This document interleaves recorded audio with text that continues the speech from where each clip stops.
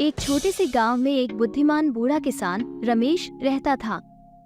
उसके पास एक बेशकीमती खजाना था जिसके बारे में गांव के लोग कई वर्षों से बातें करते थे, पर किसी ने कभी वो खजाना देखा नहीं था।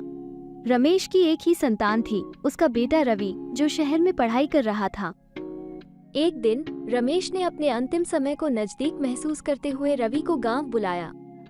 रवि जब गांव पहुंचा तो रमेश ने उसे अपने पास बुलाया और कहा, बेटा, मेरे जाने का समय आ गया है। मेरे पास एक खजाना है जिसे मैं तुम्हें देना चाहता हूँ।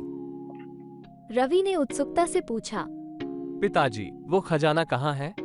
रमेश ने हल्के से मुस्कुराते हुए कहा, तुम्हें इसे ढूंढना होगा।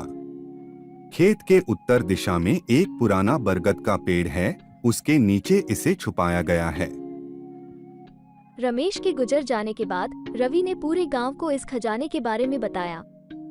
लोग भी उत्सुक हो गए और सब मिलकर उस बरगद के पेड़ के नीचे खुदाई करने लगे। दिन रात मेहनत के बाद भी खजाना नहीं मिला।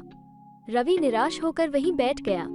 तभी एक बूढ़ा ग्रामीण उसके पास आया और बोला, रवि बेटा, खजाना केवल सोने चांदी का नहीं होता।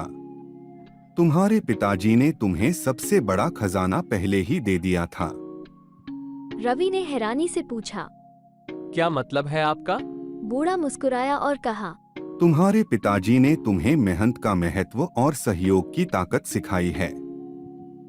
खेत की खुदाई करते हुए तुमने जो मेहनत की, उसने जमीन को उपजाऊ बना दिया है। अब ये खेत सोने के समान फसल देगा। यही असली खजाना है। रवि को अपने पिताजी की बुद्धिमानी समझ में आ गई और उसने उस खेत में मेहनत से खेती करना शुरू किया। कुछ ही समय में वो खेत लहलहाने लगा और रवि को समझ में आ गया कि असली खजाना हमेशा मेहनत और सीख में ही छुपा होता है।